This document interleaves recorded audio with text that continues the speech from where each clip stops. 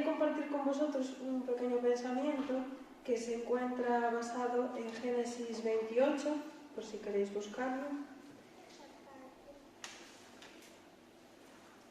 Bueno, es sobre la vida de Jacob, sobre un episodio de su vida. Y esto que voy a leer se encuentra justo después del momento que todos conocemos, en el que Jacob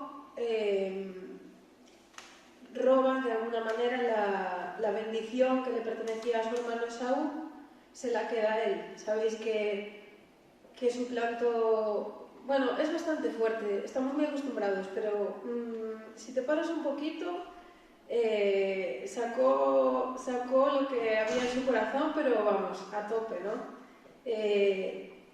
Se hace pasar por su hermano, engaña a su padre porque está ciego, porque está mayor. Y otra cosa que me parece súper fuerte es que es instigado por su madre, ¿no? por Rebeca. No, pues tu padre va a darle la bendición a Esaú, hazte pasar por él. Y entonces pues se pone su ropa, se disfraza, le miente, bueno, todo este episodio que ya conocemos, ¿no? Y bueno, decir que no era la primera vez que hacía esto, ¿no? Porque ya cuando el episodio del guiso, de cuando Esaú se va a cazar y vuelve cansado y Jacob ha preparado una comida y le dice, bueno, pues si me das tu primogenitura, yo te doy de comer. Y normalmente nos quedamos con que Esaú no valoró suficiente pues eso que le pertenecía, esa primogenitura, y es verdad, pero Jacob tampoco se quedó corto allí intentando hacer negocios con su hermano, ¿no? Sabiendo de qué pie cojeaba también él. Bueno, pues después de todas estas cosas, resulta que Jacob se tiene que ir. Y se tiene que ir un poco a consecuencia de todas estas cosas que él ha hecho y ha vivido y de sus decisiones, ¿no? Porque pues Esaú está muy disgustado con todo esto y pues básicamente lo quiere matar, quiere vengarse de todo. Entonces, pues se ve en la obligación de marcharse, ¿no? Y un poco por eso, y un poco porque sus padres le aconsejan que se vaya a casa de su tío Labán y busque mujer allí, porque no querían que buscara mujer entre ese pueblo cananeo, ¿no? Que buscara una mujer del pueblo de Dios. Así que, por unas cosas y por otras, Jacob se tiene que ir de Berseba, ¿no? Que es la tierra al final que él conocía, donde se había criado, donde tenía su familia, y se tiene que ir. Bueno, yo estuve viendo y son como unos 600, 700 kilómetros los que tuvo que recorrer caminando. Y además él solo, porque si os fijáis en el caso de su padre, Isaac, cuando le iban a buscar una esposa en el pueblo de él, pues enviaron a un criado, ¿no? Y fueron, pidió una señal a Dios, Dios le dijo qué persona era, todo esto. Pero en el caso de Jacob se tiene que ir, como decimos aquí, por patas, ¿no? Un poco escapando para que no lo maten y a buscarse la vida. Y ya os digo, 600 kilómetros, un poco más, caminando por una zona de desierto, él solo. Y no sé, yo pensaba, yo creo que además de todo esto que él estaba sufriendo, tendría tiempo para pensar también, porque en todo lo que había pasado, ¿no? Y cómo él había vivido. Bueno, y en ese contexto en el que Jacob no lo estaba, yo creo, personalmente, pasando nada bien, ocurre este suceso que se encuentra en Génesis 28 y a partir del versículo 10, que dice: Mientras tanto, Jacob salió de Berseba y viajó hacia Aram. A la caída del sol llegó a un buen lugar para acampar y se quedó allí a pasar la noche. Jacob encontró una piedra donde reposar su cabeza y se acostó a dormir. Mientras dormía, soñó con una escalera que se extendía desde la tierra hasta el cielo y vio a los ángeles de Dios que subían y bajaban por ella. En la parte superior de la escalera estaba el Señor, quien le dijo: Yo soy el Señor, Dios de tu abuelo Abraham y Dios de tu padre Isaac. La tierra en la que estás acostado te pertenece. Te la entrego a ti y a tu descendencia. Tus descendientes serán tan numerosos como el polvo de la tierra. Se esparcirán en todas las direcciones, hacia el oriente y el occidente, hacia el norte y el sur. y todas las familias de la tierra serán bendecidas por medio de ti y de tu descendencia. Además, yo estoy contigo y te protegeré donde quiera que vayas. Llegará el día en que te traeré de regreso a esta tierra. No te dejaré hasta que haya terminado de darte todo lo que he prometido. Entonces Jacob se despertó del sueño y dijo: ciertamente el Señor está en este lugar, y yo ni me di cuenta. Y bueno, en este contexto de dificultad que estábamos hablando, Jacob recibe una palabra directa de Dios a través de un sueño. Qué pasada, ¿no? Y además una palabra llena de promesas de una herencia terrenal, cumpliéndose así lo que antes de marcharse, su padre le bendijo, ¿no? Y le dijo estas cosas, que iba a tener esa tierra, y Dios lo confirma, ¿no? Esa bendición. Una promesa de descendencia y de bendición para esa descendencia, una promesa de compañía y de presencia de parte del Señor, una promesa de protección en todo momento, en todo lugar, y una promesa de cumplir sus propósitos en su vida. Le dice: no te dejaré hasta que haya terminado de darte todo lo que te he prometido. Y yo creo que muchas veces a lo largo de la vida podemos encontrarnos en momentos, en muchos sentidos, como los que vivía Jacob, ¿no? Recorriendo algún desierto, algún camino solitario o cansado, donde parece que la presencia de Dios se hubiera desvanecido. Pero aquí tenemos un ejemplo de que esto no es real y que las promesas del Señor, las que le entregó a Jacob y muchas, muchas más que conocemos, nos las entregó a nosotros, sus hijos también, y están vigentes a día de hoy, ¿no? Y aunque nos lo pueda parecer que a veces, ¿dónde está Dios? Dios está ahí. Y me gustó mucho este símbolo de la escalera al cielo, ¿no? Que vio Jacob, donde dio ese acceso a Dios. Y está bien que recordemos que ese acceso nosotros lo tenemos abierto por medio de nuestro Salvador Jesús, ¿no? Y ya está todo hecho. Y también, como un símil de la vida de Jacob, si tu pasado, tus pecados, tus malos caminos, tu mala semana, lo que sea, te parece un obstáculo para tu comunión con Dios, o crees que ya no se preocupa por ti, también es mentira. Y si no, mira cómo era la vida de Jacob antes, que os la comenté. Y Dios empezó ahí a trabajar en él, ¿verdad? Y a partir de ahí sabemos todas las cosas que vivió. Y no lo pongo de ejemplo como para justificar lo malo que él hizo y como que si no pasara nada, no. Lo pongo de ejemplo para que nos fijemos en la gracia de Dios, ¿no? La gracia inmensa de Dios, y que si has conocido el perdón a través de Jesús, pues esa gracia ha sido sobre ti, es abundante y es suficiente. Así que nada nos puede separar de Dios. Y Él siempre está ahí, nunca nos deja. Y aunque a veces no lo sintamos, o en algún momento de la vida podamos no sentirlo, o nos parece que no está, o que no está al control, o que no está actuando, y aunque todavía no veamos un sueño como lo vio Jacob, seguro que encontráis momentos en vuestra vida y los volveréis a encontrar donde, mirando hacia atrás, tenemos que decir: ciertamente estaba Dios en ese lugar y yo no me daba ni cuenta, ¿no? Así que el Señor no está en un lugar físico, como Jacob quizá podía pensar en aquel momento. Sabemos que está en todo lugar, en todo tiempo, en todo momento, junto a nosotros. Y yo creo que es bueno recordar, a mí me hace bien, y yo creo que a todos, estos momentos de historia, ¿no? Estas historias que ocurrieron y quedaron reflejadas para recordarnos a nosotros, ¿no? En lo que ya sucedió y que vuelve a suceder, porque al final somos iguales y necesitamos recordar, necesitamos ver. Así que os animo a que nos esforcemos, yo me lo animo a mí misma cada día y os animo a vosotros, por leer más y más y más la palabra, porque esta es lo que nos alienta, ¿no? Recordar estas realidades, y aun cuando no veamos o sintamos, las podemos agarrar por la fe, ¿no?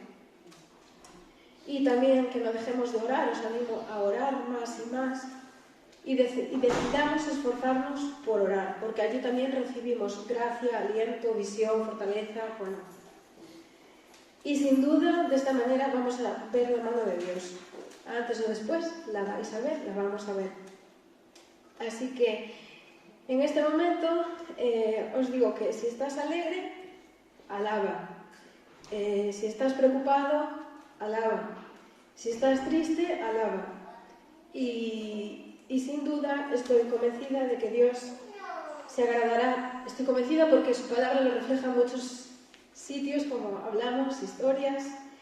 Dios se agradará de que sea cual sea tu situación, decidas alabarle y confiar en Él. Y Él se mueve en medio y a través de la alabanza, de la rendición a Él. Eso es lo que a Él le agrada y donde Él se mueve. Y por la fe también declaramos que grandes cosas vamos a seguir viendo y experimentando. Amén. Amén.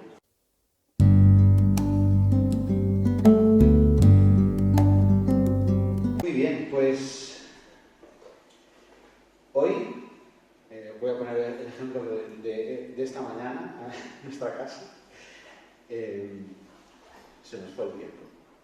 Como casi todos los domingos, se nos va, ¿no? Estamos ahí pendientes, nos levantamos, desayunamos. Normalmente desayunamos con calma, a veces más calma de la que deberíamos, y empezamos a ordenar, porque también viene gente a comer a casa, entonces había que dejar un poco la casa ordenada, limpia, bañar a Lía, ducharnos nosotros, vestirnos y salir.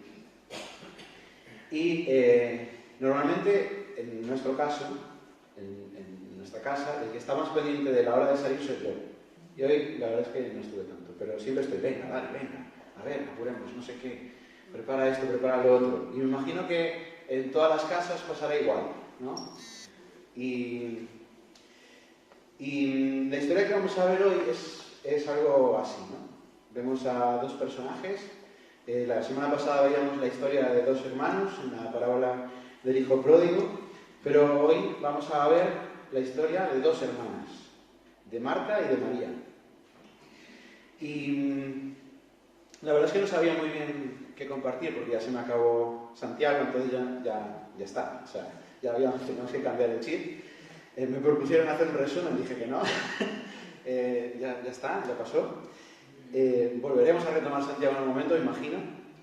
Pero hay que dejarlo descansar un poco, asentar las ideas y ya retomarlo cuando nos estemos olvidando de lo importante de su mensaje, ¿no? Pero esta semana estuve bastante atareado, yo creo que más de lo normal, ¿no, Natalia? A veces sin quererlo y otras veces queriendo, ¿no? Y esta semana llegué a casa el martes, después me había apuntado a un partido de pádel, no lo hagáis, porque por la noche es difícil. Y entonces llegué a casa, vi a Lía 10 minutos, me cambio, me voy a ir y me dice, no te vas. Como diciendo, acabas de llegar y ahora te marchas. Natalia también me lo dijo, pero bueno, ya está, tenía el compromiso hecho, un poco por mi culpa. Y me fui igual, pero bueno, Lía se enfadó conmigo. Creo que es de las primeras veces que se enfada conmigo, para que no me quiera ni saludar cuando me voy. Y esto fue como un pequeño mensaje ya de la semana, ¿no? Pero luego estábamos, creo que al día siguiente, también llegué tarde, pero esto por culpa del trabajo. Y bueno, mientras Lía estaba terminando de cenar, pues no sé si estaba terminando de ordenar la cocina, se fue a duchar, no me acuerdo, nos pusimos a ver un cuento.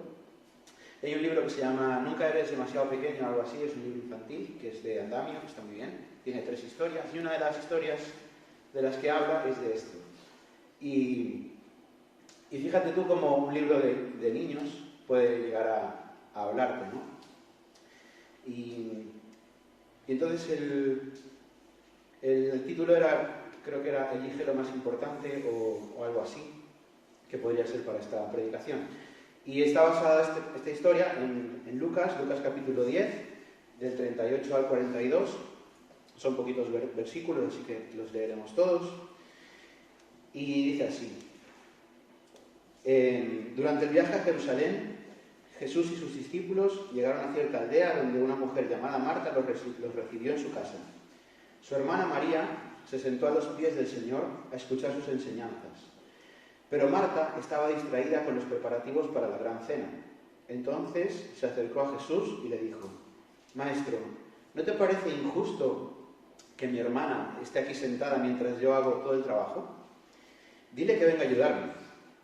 Y el Señor le dijo: Mi apreciada Marta, ¿estás preocupada y tan inquieta con todos los detalles? Hay una sola cosa por la que vale la pena preocuparse. María la ha descubierto y nadie se la quitará.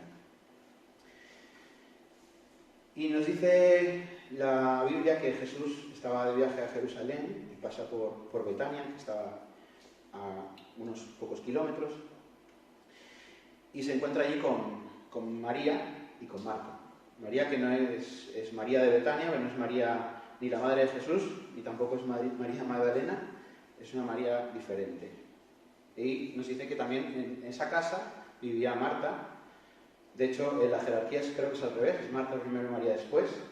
Y también, no sé si os suena, pero imagino que sí, que había también en esa casa un hermano que era Lázaro. Lázaro que también hay una historia muy bonita con respecto a él, ¿no? Y vemos que Jesús va de camino a Jerusalén y para en casa de Marta y de María. Y yo creo que esta es la primera lección que nos podemos llevar. Jesús está pasando por aquí, ¿no? Y tenemos como dos actitudes, y lo vamos a llamar modos, el modo Marta y el modo María. ¿Cuál vamos a escoger? ¿No? ¿Cuál vamos a escoger? Y espero que en el desarrollo de este mensaje podamos tener claro qué vamos a escoger. Y me gusta esto de verlo de modos, porque yo creo que esta historia no se trata de la vida del servicio versus una vida contemplativa. No es poner dos tipos de vida y tú tienes que elegir uno, no. Yo creo que tiene que ver más con una actitud del corazón.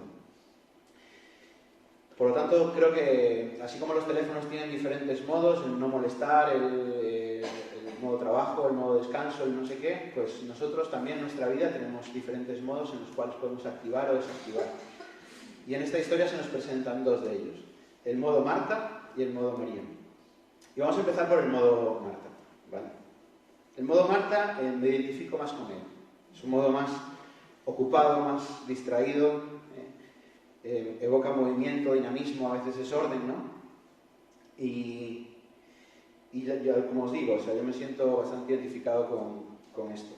He aprendido con el tiempo a decir que no, pero me acuerdo que hace unos años le decía que sí a todo. ¿Te apuntas a? Sí. ¿Te apuntas a no sé qué? Sí. A todo. Me da igual, ya me llenaba la agenda de cosas. Y yo creo que yo me siento identificado, voy a hablar en primera persona. Vivimos en un mundo que tiene mucho ruido. Estamos acostumbrados al ruido constante, a las preocupaciones, a tener cosas en la mente que ocupen nuestra mente y que no nos dejen ni descansar un momento. Pero hay algo peor que el ruido exterior, y es el ruido de tu cabeza. No sé si os pasa, pero a mí, cuando me voy a dormir, normalmente ya estoy pensando en lo que tengo que hacer al día siguiente. Y cuando me despierto, estoy pensando en lo que tengo que hacer ese día y lo que me queda por delante. Y muchas veces cuando estás en esa situación de pensar y ya te agobia ya el hecho de todo lo que tienes que hacer, sabes que no vas a dar hecho y a veces incluso ni me muevo. No hago nada de lo que tenía que hacer, ya por el agobio que me resulta en la cabeza todas las tareas pendientes, ¿verdad? Y el ruido exterior, pues podemos aislarnos de él, pero el ruido interior es más complicado. Es más complicado de aislar. Entonces, esto te aumenta un poco el nivel de estrés ya de mañana. A veces si duermes bien pensando en las cosas que tienes que hacer, ¿no? Y me pasaba también que, incluso escribiendo lo que quería decir hoy, se me iba a la cabeza a cosas que no eran urgentes y tenías que como luchar contra ese pensamiento y volverte a centrar en lo que estabas haciendo, ¿no? Y vemos este camino en Marta. Vemos que, bueno, nos habla de de una cosa muy concreta, y yo creo que lo podemos aplicar más al servicio en la iglesia, pero Marta estaba preocupada porque Jesús iba a venir a su casa y quería estar a la altura, quería servirle como se merece, ¿no? Hacer una cena muy rica, que no se tuviera que preocupar de nada, ¿no? Pero cuando estás enfocado en la tarea y no enfocado en la persona, pierdes el norte. Y esto es lo que le estaba pasando a Marta. Marta quita la mirada de Jesús y comienza a mirarse a sí mismo, al servicio, a lo que le falta.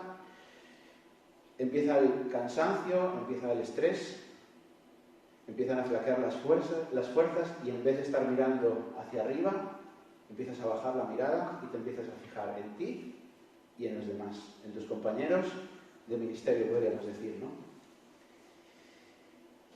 Y ves que los demás, mientras tú estás con la lengua afuera, pues están disfrutando de la presencia de Dios, de Jesús. Y ese gozo con el que empezaste el ministerio empieza a transformarse de repente en un calor, que empieza a subir y te empiezas a enfadar, hasta que terminas explotando, ¿no? Como mal. Y estaba leyendo con respecto a esto un devocional, y decía, me imagino a Marta saliendo con un cucharón de la cocina diciendo, Señor, ¿no te das cuenta? ¿No te parece injusto que yo esté trabajando, que tenga todo lo que hacer por delante y mi hermana está aquí sentada a tus pies? Vemos que había cierta decepción por parte de ella, ¿no? Y la primera lección que nos llevamos es que Marta, en su afán por servir a Jesús, casi se pierde la oportunidad de conocerle. Y a nosotros nos puede pasar lo mismo. Nosotros podemos quedar atrapados en la misma trampa del afán. Muchas veces sentimos que debemos demostrar nuestro amor a Dios haciendo muchísimas cosas, grandes cosas. Y pasamos muy rápido de la intimidad, de disfrutar de Jesús, a ponernos manos a la obra, ¿no? Y ves qué paradoja, ¿verdad? Qué paradoja es el reino de Dios, donde el mundo te dice, haz, tienes que hacer, tienes que lograr, tienes que conseguir, tienes que tener éxito, y el éxito se consigue trabajando. Dios desea que estemos con Él en intimidad. Y frente a estos gritos del mundo de sé todo lo que puedas ser, Dios nos susurra, estad quieto y conoced que yo soy Dios, ¿no? Y esta es la parte que más me tocó a mí, porque sí que me siento muy identificado en esto. Muchas cosas que hacer, pero poco conocer, muchas veces, ¿no? Descuidas tu tiempo devocional por cosas que no son malas, cosas que son necesarias, trabajo, ocio, la tele a veces también ayuda, la familia, los amigos, ¿no? Por lo tanto, tenemos que aprender a que sí, hay un tiempo para trabajar, pero hay otro tiempo que es muy importante, que es el de estar en intimidad con Dios, el de estar en intimidad con Jesús, para cargar las pilas, y en este caso, para poder hacer un servicio a Dios y a Jesús y a los demás, con el mismo corazón que lo haría Dios, ¿verdad? Con las mismas intenciones que lo haría Jesús. Y vamos al modo María, ¿vale? Es un modo más amable. No sabemos si esta es la primera vez que Jesús pasa tiempo en casa de María, Marta y Lázaro, pero esto da un poco igual. Cualquiera que haya sido el caso, no todos los días viene Jesús, no todos los días viene Dios a visitarte. Por lo tanto, María toma una actitud totalmente diferente a la de su hermana. Si bien Marta, digamos que podemos decir, el lenguaje del amor de Marta es el servicio. El lenguaje de María aprovecha la oportunidad para conocer más a Jesús.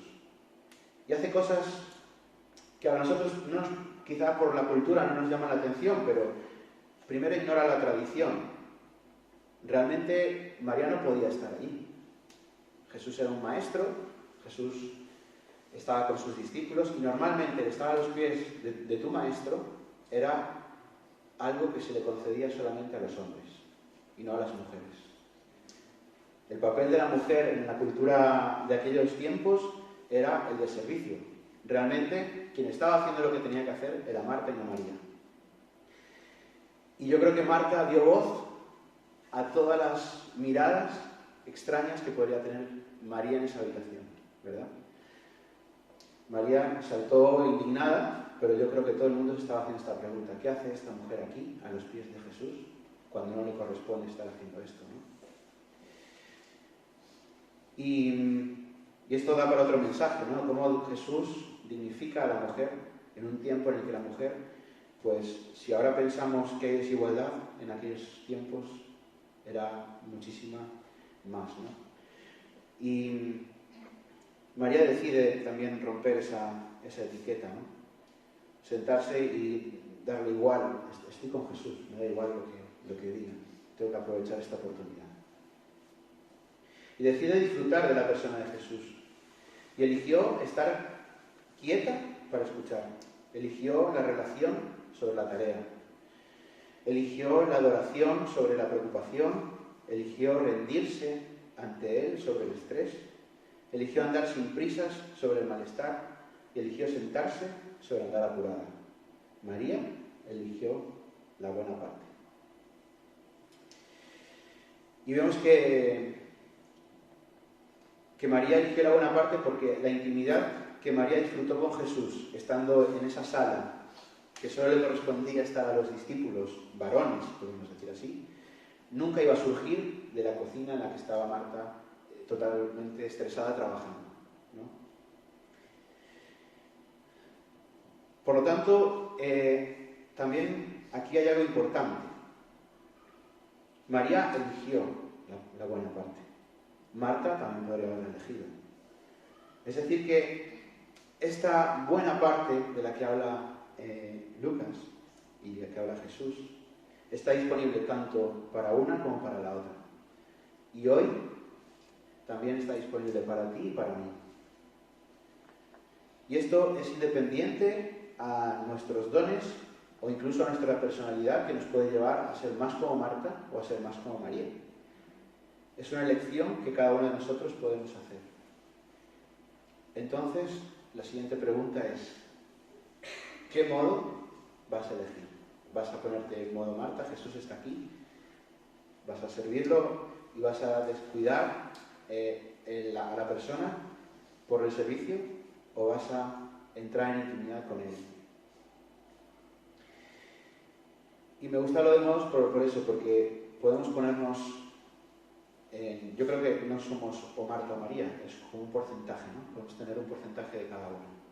A veces podemos ser como María, que queremos estar adorando, sentados a los pies de Jesús, escuchar, aprender. Pero otra parte es Marta, hay mucho trabajo por hacer. ¿Cómo hacemos esto? ¿Cómo podemos unir estos dos mundos? ¿Cómo elegimos la mejor parte y aún así terminar todo lo que hay que hacer?